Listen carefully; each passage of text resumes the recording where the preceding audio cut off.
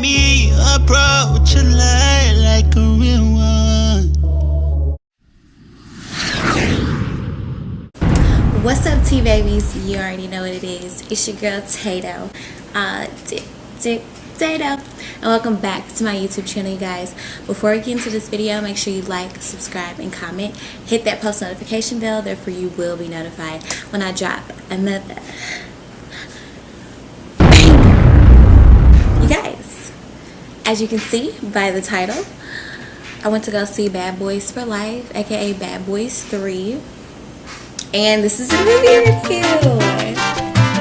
So, you guys, I went to go see Bad Boys for Life yesterday. Just a disclosure, I will be spilling tea. I will be talking about the events that happened in the movie. So if you have not seen it before, just a heads up. I'm going to continue to keep watching.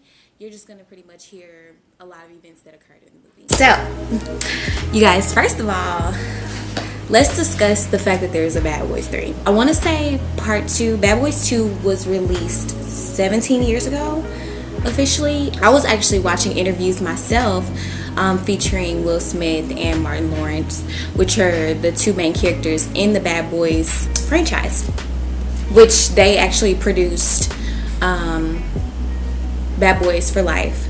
So when I was watching the interview, pretty much, okay, so I did find out, you guys, initially, like from the first Bad Boys Part 1, it wasn't even supposed to be Martin Lawrence or Will Smith. So it was supposed to be two other guys, and somehow they ended up getting Martin Lawrence.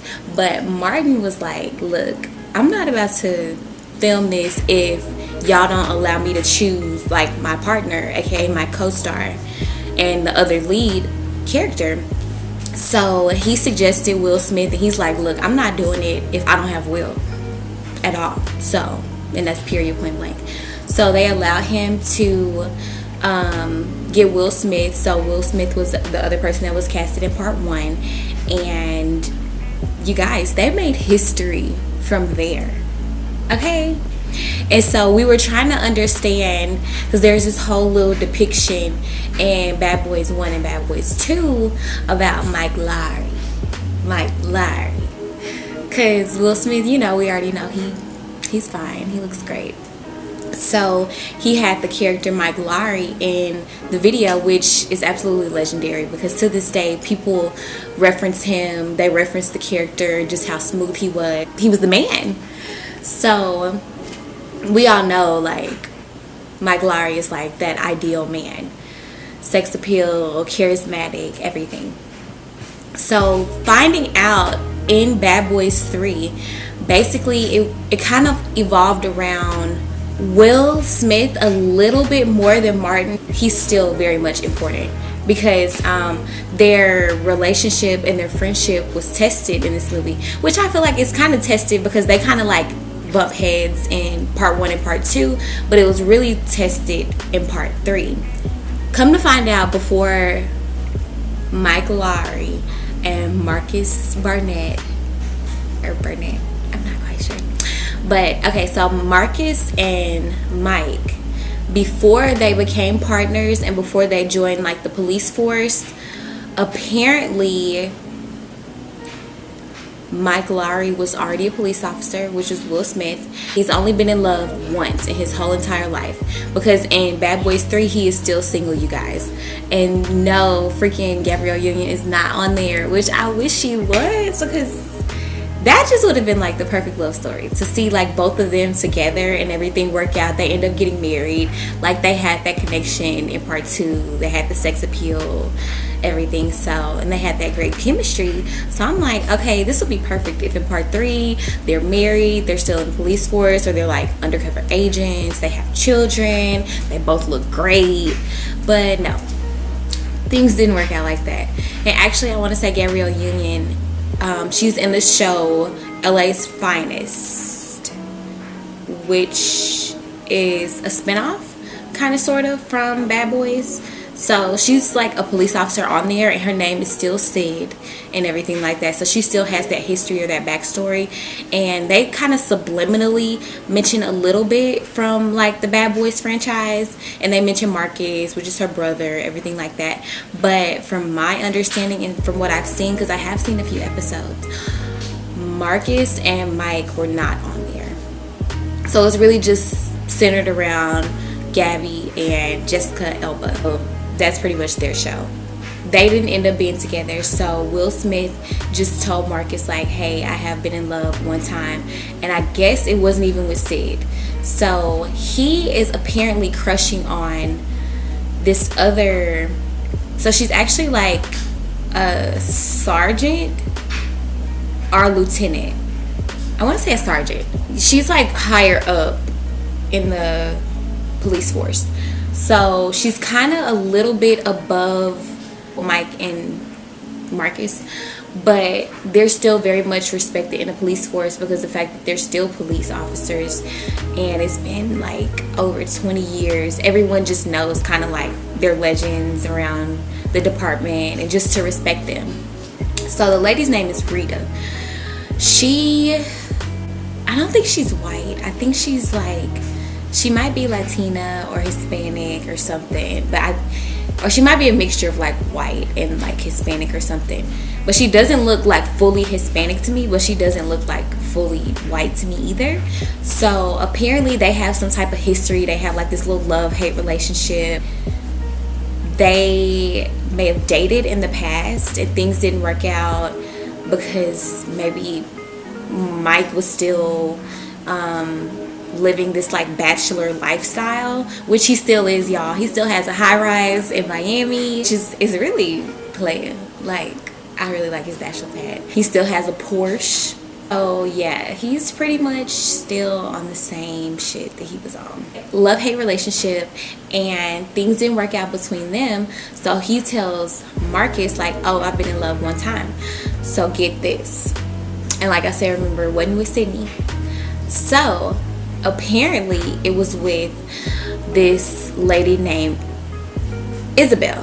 So she's Mexican. So the storyline is centered around Mike Lowrey, Isabel, and the bad guy, which he's like a villain for sure.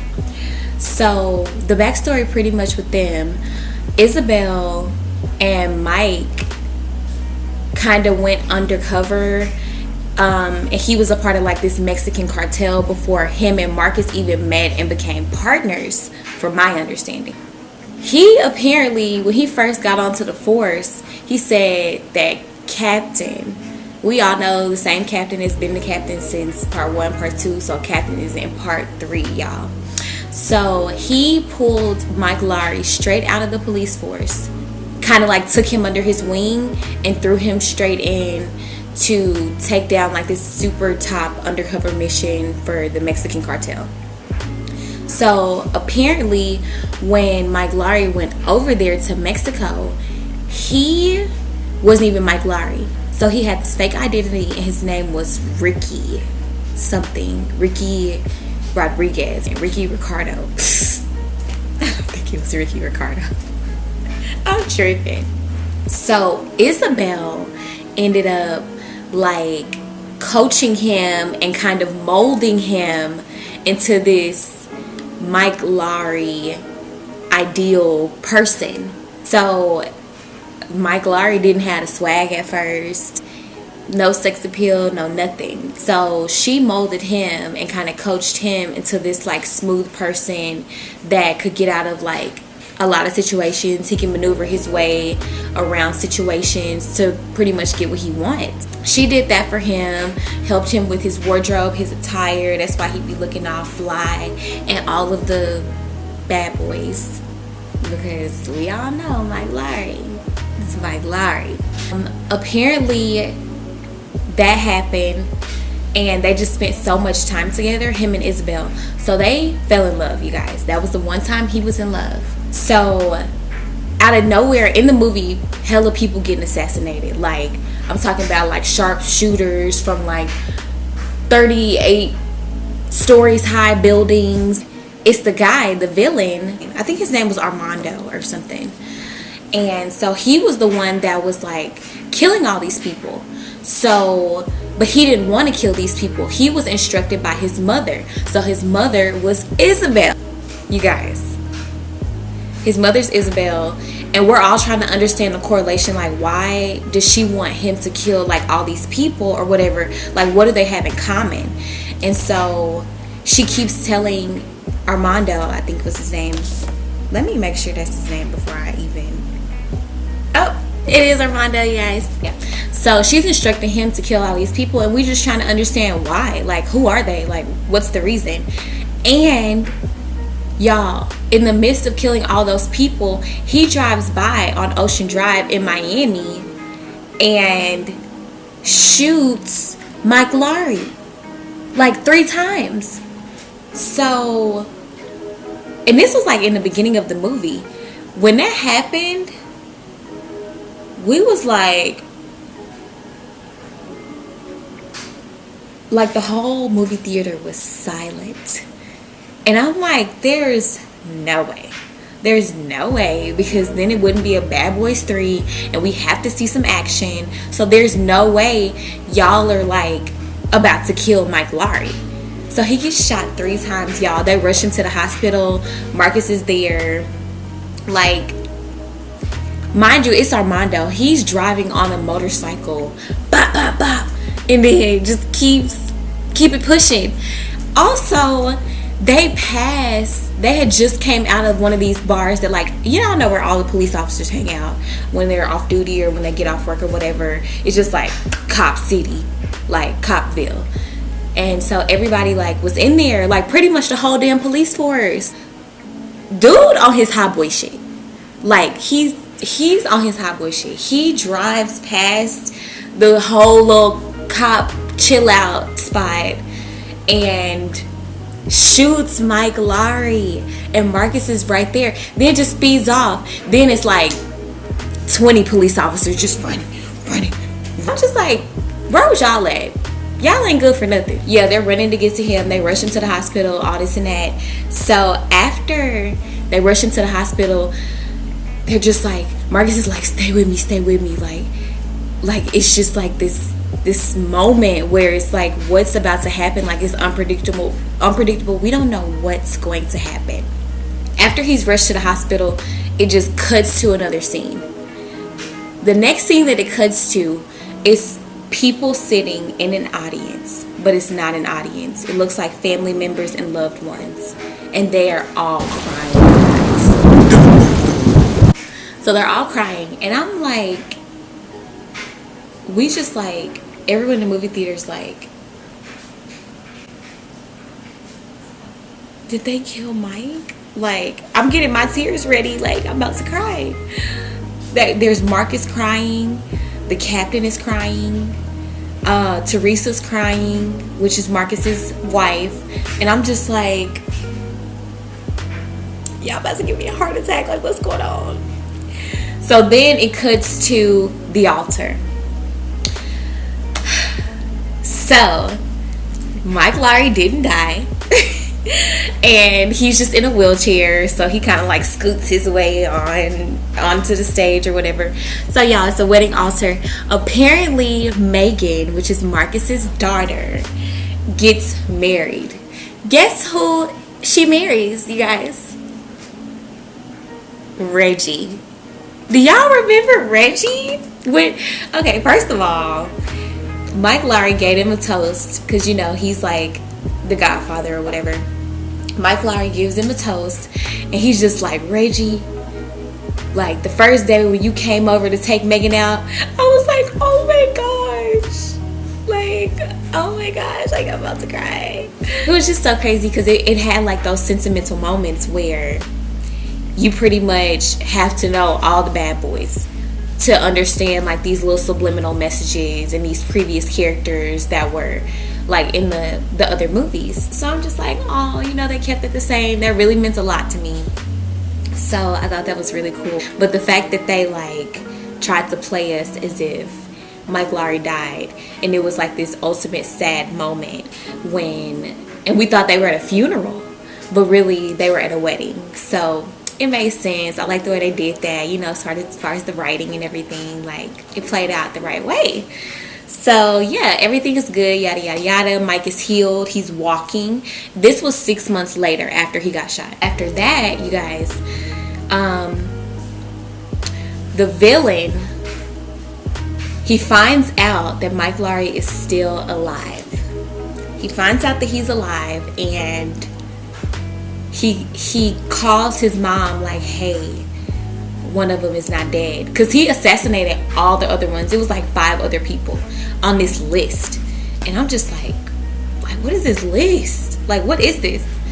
So finds out that Mike Lowrey's not dead. She's like, kill him.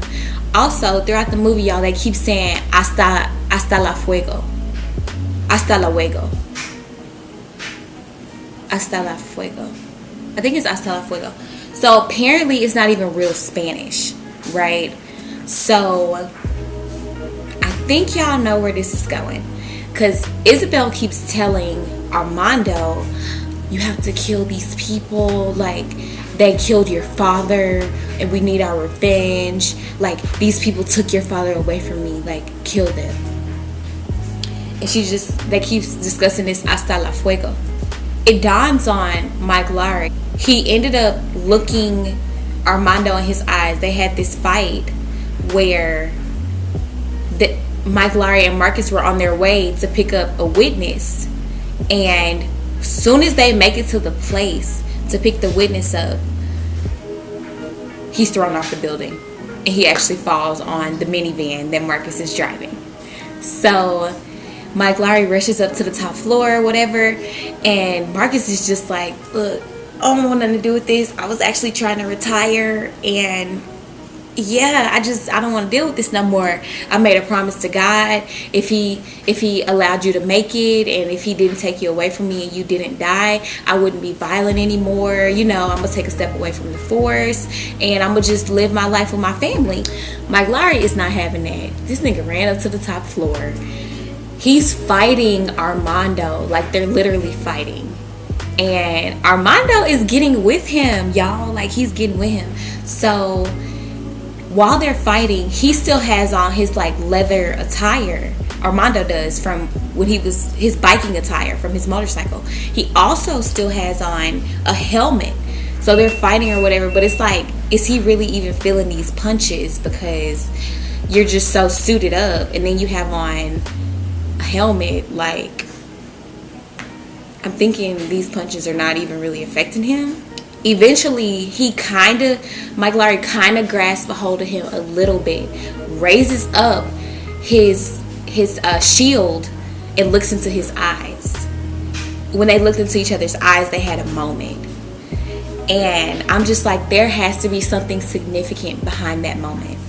Mike Lowrey lost the fight, of course. You know, in the middle of the movie, he has to lose the fight because he has to redeem himself at the end. So, yeah, he got his ass whooped. So, later in the movie, Mike Lowrey's still trying to, like, make sense of why these people are dying, the correlation between everyone, and why does this same person want him dead that killed these other people, which were, like, CIA agents, FBI agents, a judge. You know, they're all, like, in the field of putting bad guys away. Mike Lowrey goes to the parking garage and he just has a moment.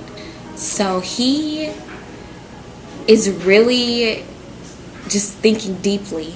Marcus comes out, and then Mike Lowrey tells Marcus, I think the bad guy is my son.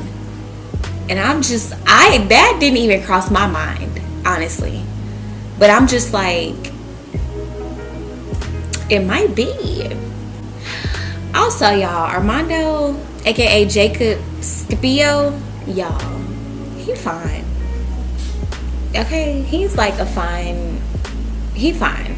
Okay, I'll just leave it at that. Like, he looks like Hispanic or like of some type of Latin descent, but he looks like he might have like a little pinch of black, which is all you need.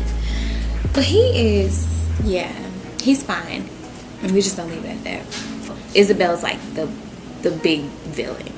I mean, of course, her son is doing her dirty work, but he needs to get to Isabel. He wants to have a conversation with Isabel. He needs to kill Isabel. Like, this is Mike Lowrey's mindset. Because the thing is, Isabel is upset and she wants revenge on him because Mike Lowrey put Isabel in prison. And I think it was just because of like her being affiliated with the Mexican cartel and everything like that. And she was also on some like weird witchcraft like voodoo type of stuff. He put her away in prison, and it was like a difficult decision for him because he was in love with her. So that was like their backstory. Because of that, she just is spiteful. Well, when she was in prison, she had a baby while she was in prison, like 8 months later, aka Armando. And so I think it kind of haunted him a little bit that the woman that he loved, that he ever loved, he put her in prison, and she's just like, she's crazy now, which she is. She lives in like this spooky ass castle in Mexico City with no lights. It just looks like demonic and gothic or something. I don't know. So he ends up going to Mexico. He flies to Mexico, and Marcus ends up on the flight with him. They go to Mexico, and they're pretty much trying to find Armando and trying to find Isabel. So, which he was already in contact with Isabel, but Armando didn't know. He doesn't know that Mike Lowrey is his father. He just thinks like, oh, my mom instructed me to do something, so I have to kill this man. And Mike Lowrey had that mindset also, like, look, I don't care if that's my son, like, I have to kill him. So, you guys, they finally are like lured to this castle, which is where Marcus and Mike go. And then they have backup from the ammo squad, which is what Rita is a part of. Rita still has feelings for Mike Lowrey, but she's just like, she feels like he shouldn't be investigating his own case. He shouldn't be like involved, period. Like, he just should sit back and kind of consult a little bit, and he should let them handle everything. No, y'all know he not about to do that. Like, he's running the show, okay? He not letting nobody else run the show. So they go to the castle, and they think that they're alone, but of course they're not alone. So there ends up being this big shootout, and then Armando is trying to protect his mom, and there are staircases, like this circular staircase. So they're running up the staircase, the mom and Armando, to get away from the shootout. And they're trying to get to the very top floor because there's a chopper, and they want to get picked up by the chopper. So they didn't get picked up by the chopper. There was a shootout, and Marcus ended up shooting the pilot, so the chopper crashes into the castle, and then it starts like this big fire. Of course there has to be this big huge fire at the end of the movie. Armando pops out. Now they're fighting. Armando and Mike Lowrey are fighting. Mike Lowrey kind of gets a hold of Armando to a point to where, like, okay, man down, now it's time to listen. Once he listens, he's like, I don't want to fight, like, I have something to tell you. He's like, you're my son. Y'all, Armando was not having it. He was not trying to hear that, which of course we all knew that's how it was gonna play out anyways. It wasn't gonna be like this heartfelt moment where it's like, when you find out this is your father that you've been fighting and that you've been trying to kill, and it's just like, oh my gosh, Papa. No. Yeah, he's like still fighting him or whatever, and at this point Will isn't fighting back. He's just like, he can't. It's like, this is my son. He has Will Smith like in a chokehold or something, and so he basically starts speaking to Isabel in Spanish, and he's like, is this true what he's saying? Like, is this my father?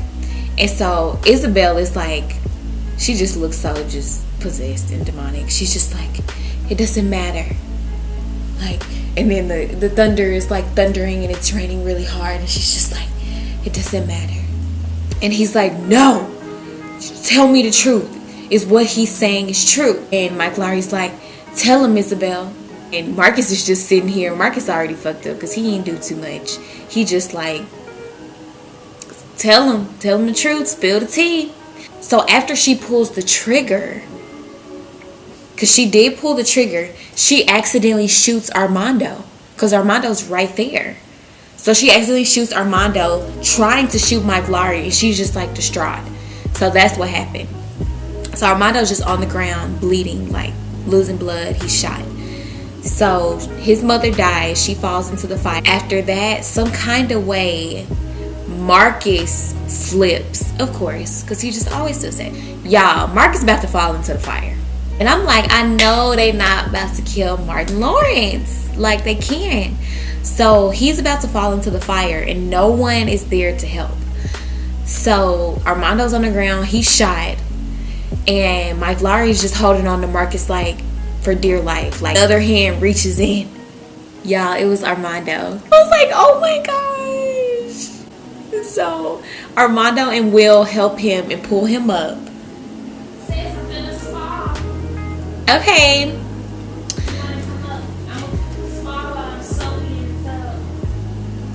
Okay. So yeah, he pulls him up, and Marcus is like, hurry up, because I can smell my ass cooking. It was so funny. Like, the movie was so funny. So he pulls him up, and they pretty much save him. Then Will Smith tells his son, he's like, hey, I can't promise you that I know what's going to happen, but I will promise you that I'll be with you every step of the way. Because, mind you, he's a villain, and also he's an American citizen. And as many people as he assassinated, like, he about to get time. Jail time, prison time, if not the death penalty. Like, it's kind of no way around it, is what he was telling him. And so in that moment when he's like shot or whatever, he's hurt, Mike Lowrey tells him that, and then Marcus just chimes in and is like, I'm your Uncle Marcus. And it's just like the whole theater was just laughing, and it was crazy. So you guys, things ended up working out, and Marcus is fine. Mike Lowrey is fine. I'm not sure if him and Rita ended up together. They didn't kiss. I thought they were at least going to share a kiss in the movie. They didn't, which it was totally fine. But yeah, I mean, their chemistry was pretty okay. I mean, everyone, the acting was phenomenal. And, you know, I did like the characters. I liked the character selection. The fact that it was Bad Boys 3, like, it was a really great movie. It was not disappointing, y'all. It was a great movie. Like, I'll go see it again, and I'll go see it again. I can go see it 2 more times, and I'll be cool with that. But the movie was phenomenal. Beautifully written, beautifully executed. I thought it was a really great movie. So you guys definitely go watch it if you haven't. And if you have seen it, go watch it again. I already know the box office sales are through the roof. We're all here for the culture, and I feel like when they win, we win. They paved the way for so many people, and now they're in these like positions as like producers. Like, they get to make the executive decision on who they want to be a part of their project, who they want to be casted, who they want as the casting director to cast their cast. Like, they just have that high position of power, and I'm here for it. I can't wait to work with them one day. They're legends to me. I mean, it speaks for itself. They just are already respected in the industry, and people commend them for that. Like, I tilt my hat to them. But anyways, you guys, I'm gonna go ahead and end this video off here. Once again, this is Tato all Dato. We're on Play-Doh. New banger on the way though. Yeah. Before we go, don't forget, like, subscribe, comment, hit the post notification bell, all of that. And I will see you guys in my next video. Alright? And we go. Get to the cash, I'm talking to bankroll. Stack too thick that it can't fold. Slow it down, run it back. Throw it in the bank, it's a couple racks. No sympathetic shit. We taking bigger risks. So walk into the teller with a limp, I'm on some pimp shit.